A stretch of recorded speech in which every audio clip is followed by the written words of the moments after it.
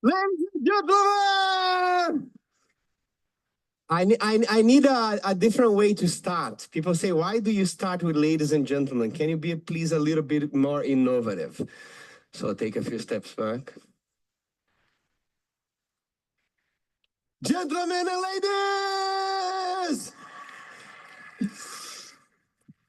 I am in look for a clicker. In the meantime, who here is familiar with any practice of fasting? Who here does Ramadan fasting? This is the experience that changed my outlook on fasting. When you do fasting for the first time, thank you, you realize that it is a powerful tool, very simple, like a sword. Simple and powerful, and because it is simple and powerful, it's very easy to cut yourself. So what ends up happening is that a lot of people use fasting to compensate for a weekend of going crazy. I'm gonna go to this MindValley event, and then we're gonna eat soda. I just fast on Monday. I just not eat on Monday. And at some point, it may become an experience that may improve the health of the body, but may mess up with the health of the mind. And the first time that I did intermittent fasting, that was the connection. I actually learned from a scientist who was giving his interviews in the main podcasts in the world, and he said that, I go for vacations with my wife, and then we go crazy on food, and then I just don't eat for a day, and I recover the damage. That's the expression that he used. I said, that is a genius idea. I'm gonna do the same. And I started going, crazy in the weekends. And then I did 24-hour fasting on Monday. But the problem is that it works. And then you go crazier on the next weekend. And now you need to go for 36 hours of fasting. And then you go crazier. You start your party on Friday night, and then you need to go for 48 hours of fast. This is when I realized it was becoming a dysfunctional habit.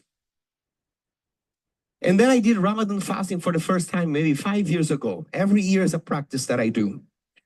And I realized that fasting is a practice that goes way back in time, not because 2,000 years ago, people were really worried about weight loss and their, pictures that somebody would post of them on Instagram 2,000 years later. There is a mental quality they develop. There is lightness in the body and space in the mind. The outlook on life changes during the time when you're fasting, and this is when I realized that there is more to a biohack than fasting.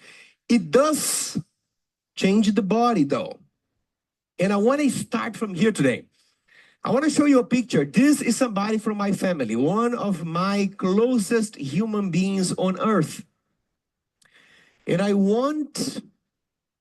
she asked me to. She gave me the permission to share that, and she said it was a very interesting thing that happened here. How long do you think there is between left picture and right picture? 1 month, 3 months, 8 months, 9 months, 1 year, 2 years, 8 days. The picture on the left was taken on a Friday. The picture on the right was taken on the following Saturday. There are 2 parts to this story. I first want to tell you the part that we can see with the eyes. And then at the end, I'll tell you the part that we cannot see with the eyes. This is what you're seeing is a big change in the body. You can imagine that, of course, we are looking at the body, but you can imagine how it changes things that happen inside of the body as well. A lot of that, of course, is not sheer fat loss. There's a process of a 10-kilo difference.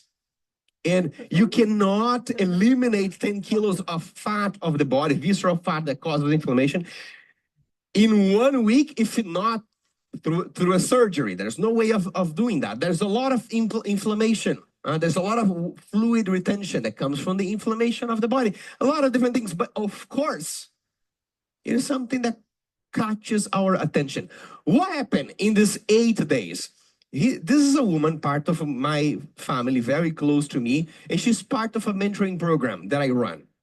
And we've been working together for almost 2 years now. And eventually, we came to the part of advancing our fasting practice. And we did a alternate day fasting protocol, also called the monk fasting protocol, that works more or less like this. Imagine that it's Sunday, and you eat normally up until 8 p.m. When it starts 8 p.m., the white dot there represents the time that you're fasting. At 8 p.m. on Sunday, you're fasting. And then you do a 36-hour fast, which means that on Monday, you continue fasting. And on Tuesday at 8 a.m., you break your fast. So 36 hours. On Tuesday, you have a 12-hour eating window. So 8 a.m., you start eating. 8 p.m., you finish eating, 12 hours, and then you repeat this process a few times throughout the week. You do 4 different 36-hour fast of this protocol inside of a period of 8 days. This is a process that we did for a group of people who were advanced in their fasting practice.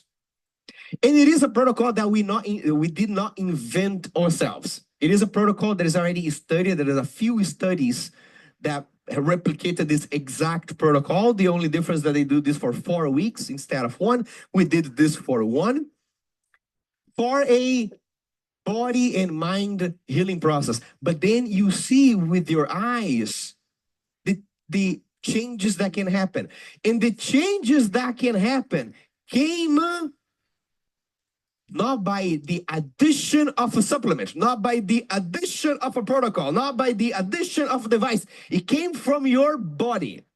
You stop eating, you enter a fasting period, and your body has an incredible ability by itself to heal itself with its own resources. To me, this is the beauty that you see on fasting. You don't add anything, and the body takes care of the process. A couple of things happen in this process over here. Here is one of the clinical trials that did this exact same protocol, but for 4 weeks instead of 1.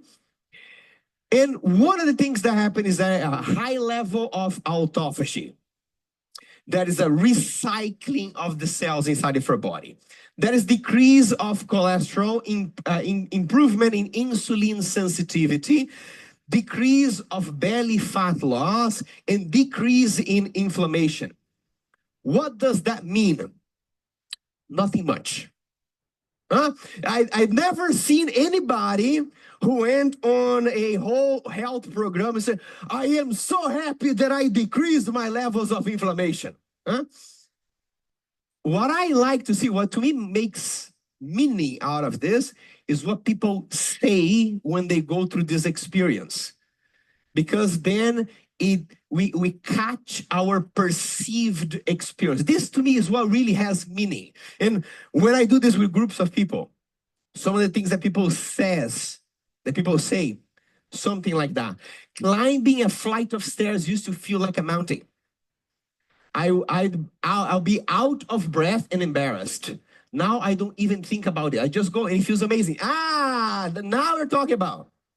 Okay, decrease inflammation, increases autophagy, decreases benefit. But this means what somebody is going through. When they are not doing this only for a week, but when they are applying this fasting practice as a way of life. This is one of the things that you see. There's another thing that you see. That's what somebody else told me. I was always the volunteer to take group photos because I didn't want to appear in it. You know, I think some of us have always been there. Huh? Birthday, say, I will take the picture because you don't want to appear in it. Huh? Now I love not having the feeling that I like, the feeling like I have to hide myself. That is a change in the body that changes the perception, the feeling that somebody has around their own self-image. And that's a beautiful thing. That is by the decrease of the inflammation, the increase of autophagy, the skin a little bit better. Somebody else told me this. I started avoiding going to the doctor. I was terrified of what they would find. Now I don't live with that fear anymore. I'm off my medications, my numbers are great, and I feel like I'm in control of my health for the first time. Now we're talking. I have a friend who lost his mother when he was in his teens. He was 15, 16. We were high school friends. And now we work together on these mentoring groups. And there was a woman who said that she had fatty liver disease. And after going not only through this 1 week, but after these years that we worked together, all the medications that she had for blood pressure, for diabetes, and for treating the fatty liver are gone. And this friend of mine who works with me, when she shared that, he had tears because he said, this is what took my mom's life. And she is the mother of somebody else who almost went, but didn't. I think now this shows the power that my body has and my body has and your body have when we implement certain techniques. There's something else that somebody says. The belly fat was like a constant reminder of everything I wasn't doing right. Seeing it change made me realize that I can change. And if I can do this, I can do anything. This is one of the things that I like about body transformation because it's tangible. You see it before and after. And it gives you more, it makes you wonder the things that are less tangible in your life, like your relationships or your career, that you can also change. Because you changed something that is very visible. It's a beautiful thing of the material nature of the body. Here, when we did this protocol in the group, we didn't even do it for looking at what would happen in the body. It was a month that we were working on mental health. And so we applied body protocols to change the chemistry of the brain. And there is one reason why this type of fast is called the monk fast. It's one of the practices that a certain school of Tibetan monks do when they are in their most introspective period of the year, when they want to address the biggest challenges. Inside of the brain, a couple of things happen when you go through a fast. And if you go through Ramadan fasting, you realize that in that month, the mind works in a different way. Even though you're not eating, even though you're not drinking water, there's a bit of more clarity. Sometimes there's a bit more of a heart opening. Sometimes there's a bit more of focus. A couple of things that are happening inside of the body is that as you are burning fat as fuel, you increase something called ketones. That is a source of fuel for the body. Imagine the body as having gasoline and electricity. A car that is a hybrid car. Most of the times, the car will give preference to the gasoline. If there's gasoline in the tank, it burns gasoline. It's very easy, but it's very chaotic. There's pollutants, and if you burn too much for too long, the car needs more maintenance. That is more or less like burning the glycogen in the body to transform that into energy. Eventually, when you run out of gasoline, almost running out, you turn the batteries on. Maybe the car is not going to be super potent as before, but it's cleaner. It's smooth. And you can do that forever, and the car keeps its integrity. This is more or less burning fat instead of glycogen. But the fat, when it transforms into energy, we call it ketones. It's just a technical name for this kind of thing. As it increases, your brain goes through changes because it's a much more smooth and stable fuel for the brain. Together with that, there are dopamine receptors. that increase in your brain, and a chemical called BDNF, brain-derived neurotrophic factor, something that makes your neurons grow, your brain grow physically. They also increase. What does that mean? Nothing. But I wanna put a couple of things on the screen to see if you resonate with any of them that tell what somebody would say when those things change. Imagine this type of situation. Number one, I have procrastinating on important changes that I want to make in my life. I know things that I want to change, but I just don't do them. Anybody ever face that? Yeah. Number two, I feel it's been harder to keep focus at work.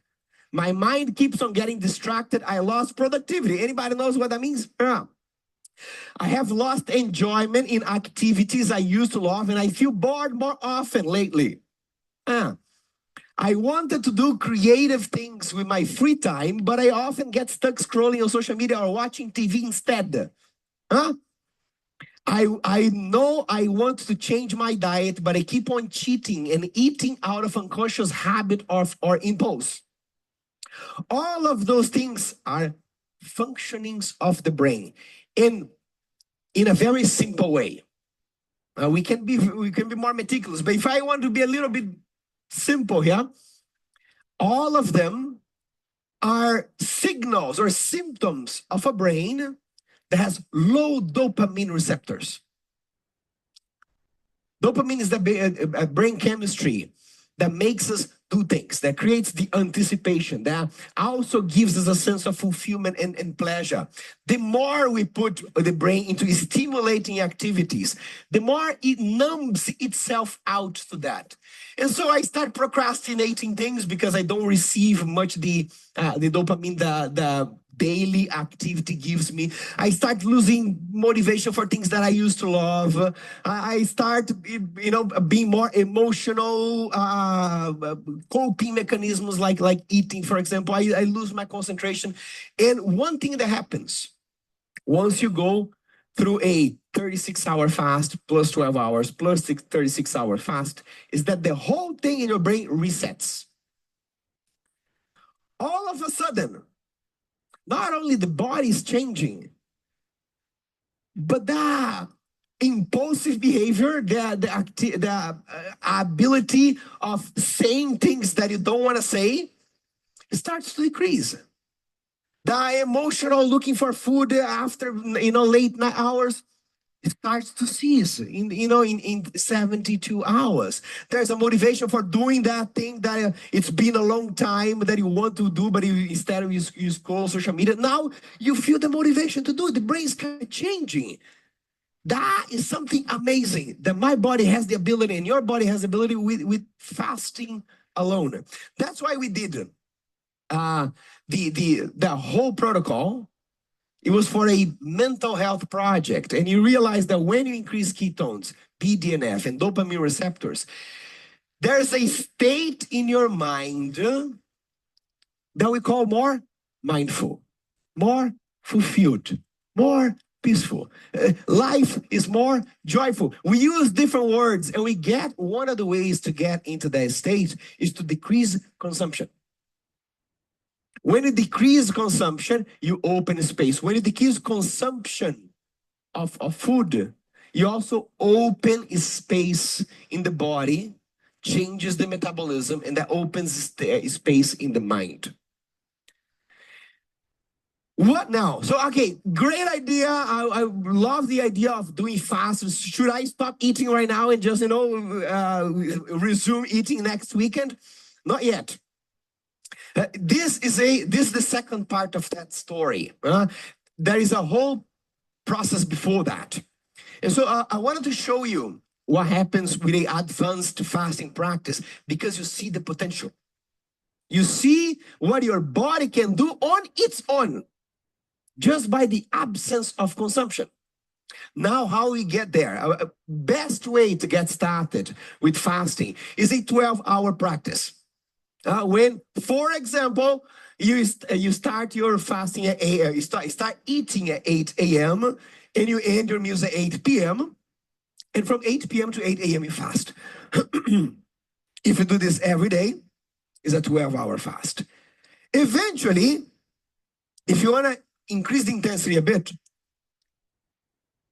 you add 1 hour. Now it's a 13-hour fast. Eventually you can transform it into a 14-hour, 15-hour, 16-hour fast on a daily basis.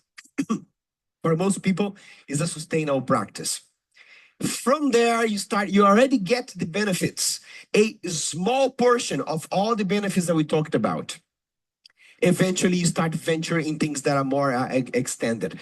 A couple of questions that you may have at this moment is, what should I eat when I'm eating, when I'm not fasting? This is your normal way of eating. The more you increase hydration, the more you increase natural foods, the more you increase protein and fiber, the better the fasting is going to be. Still, when they do studies about fasting, they focus on the fasting window. And the eating window remains what is normal to you at the moment. And this already gives you the benefits. The second question is, what can I eat while I'm fasting? I get a lot of this question. You are fasting. That is the answer. Make it simple. Yeah, but there's this supplement that doesn't break the fast. There is this kind of herb that doesn't make the fast. There's this 0-calorie noodle. Yeah. But you can make fast very complicated if you try to break the rules from the beginning. Make it simple and easy. Water, and if it's morning, coffee or tea without sweetener, without milk, makes it perfect. But can I have a little bit of drops of this, a little bit of the root of that? Fasting is exactly an opportunity for you to have a part of your day with the absence of stimulus. Can you find satisfaction in the simple? Can you find satisfaction on a ginger tea? Instead of needing to add this sweetener and the 0-calorie creamer. Sometimes we need to make all experiences a gourmet experience. If it's not, my life has no meaning. That's the beauty of finding satisfaction in the simple. This is when fast comes from the body into the mind. The next question that you may be thinking is fasting the same for men and women? And for a daily fasting practice, 12, 13, 14 hours, very similar for men and women. If you get yourself used to it, you could do every day of the week. When it comes to a 16-hour fast and onwards, you will see differences for women going through their menstrual cycle. The menstrual cycle is divided into 4 weeks. In each week, there's a different body because the hormones are completely different. You have the follicular phase, when usually is the first half. Women feel more vitality, they feel more energy. These are weeks where a 16-hour fast a day is totally welcome. Then you have the second half, the luteal phase, when sometimes the body is feeling that it needs more energy. There you play by ear. The woman from the picture, 16 hours a day in the second half of the period feels very heavy, but she does 15 and feels great. But I have other women that I work with that you need to dial it back down to 12 hours. In this, you play that according to what your body feels. Let your body be the intelligence that tells you. Not because I need to do this, 16 hours because that's the protocol. Your body will tell you. And if you respect that, if you listen to that, you know exactly where to be. But anywhere between 12 to 16 hours can be done every day. Women that went through menopause, their bodies are more stable hormonal-wise. So they can do a 16-hour on a daily basis for every day of the week. Advanced fasting, 24 hours and 36 and onwards, is something that for women going through the menstrual cycle is only certain days in the beginning of the first half. Is there anybody who should not do fasting? There's another question that's very important to answer. Anybody who has had any serious case of eating disorder, this is something that could potentially trigger that again, because eating disorder is that obsession about eating habits. If I use fasting with the mindset of controlling eating habits, then not recommended. because it's something that can trigger a eating disorder if there's a recent history of that. Pregnant women, also the same thing, or women who are breastfeeding is not the time for fasting. This comes after. And people over 65 years old who are already close to their ideal weight, to their healthy weight. Because after the age, we start losing a bit of our natural sense of hunger. And so if you're already in an ideal weight and you're already losing your natural sense of hunger, fasting makes that decrease further. So for these kind of situations, it's something that you avoid. Now, the story behind this story, for me to close this. This took 8 days. But before the picture on the left side, there is a year and a half of a lot of dedication. So she started doing 12 hours fast, 13 hours fast, 16 hours fast. And then she started walking. And then she started going to the gym. Then she started changing the things that she eats. Then she started meditating. Then she started to change her sleep routines. There's a whole holistic method of 10 steps that she went through until she got into an advanced fast. But the thing here is, even with this year and a half of a lot of effort and a lot of learning, the body had no changes. So at this time, before we started, she was very disheartened because she was too attached to the result. There was the anxiety. Yeah, I'll do my 7,000 steps, but I want to see the weight loss. I'm gonna, leave the processed carbohydrates, but I want to see the body changing. And because this was not happening, she was getting more anxious. And then the family thought that she was lying. You can tell us that you're not being consistent. So she felt very happy because of that. The husband didn't like it because the husband said, you used to go eat out in weekends. Now I need to go with your daughter alone. We cannot go as a family, and you're not even getting any result. Why you're doing these things for? So there was a lot of heaviness in the expectation of the body changing and not seeing that. And then when we reached the moment of doing this protocol, she didn't want to do, because she said, I'm going to suffer for what? Because there is a what that is important, a result that is important. If I'm very attached to that, the whole process drains energy, makes me feel anxious, makes me compare with other people. If I get results, I feel happy. If I don't get results, I feel very sad. That was a moment that I was studying the ancient wisdom, and we had a conversation about one of the books, the Bhagavad Gita. And the Bhagavad Gita has a very clear message that you see in any piece of ancient wisdom. That say you have the right to work, but never to the fruit of work.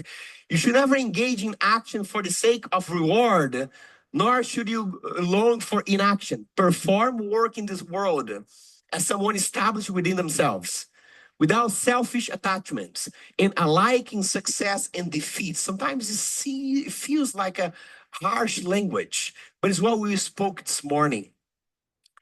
I know I am enough the way that I am. I am perfect for who I am. But if the body doesn't change, I'm pissed. Here, what this is saying is, remember your essence. There is nothing that needs to change. Changing is nice. But in your essence, things are complete and whole. If you remember that, you also remember that fulfillment is not something that you experience in the future. There is nothing that you can do to give you fulfillment, because fulfillment is a present experience. It's not something that happens in an imaginatory time in the future. But the only thing that you experience in the present is action, not result. Result is something that happens in the future. And so if I attach my sense of fulfillment to the result, in other words, if I get attached to the result, I realize that even when I achieve it, I don't feel the fulfillment. If I realize that it's about the journey and not the destination, or the cliche phrase, what I'm addressing, what I'm acknowledging is that life and fulfillment happens in the present, and action is what happens in the present. As I focus on the action and let go of the result, my experience of the journey is different. And so Maya decided to do it. She let go of the expectation of the result. She said, I will do this for the sake of doing it. It will be a beautiful journey to go through. And then in 8 days, the body changed. In 8 days, it changed what had accumulated for a year and a half. Still, this is what you can see with your eyes. To me, what really matters is what she said after. There's something that you cannot see. What she said was, no matter what people say, it really took effort to give myself a healthy way of life. But that's no problem, because effort is what we do for those whom we love.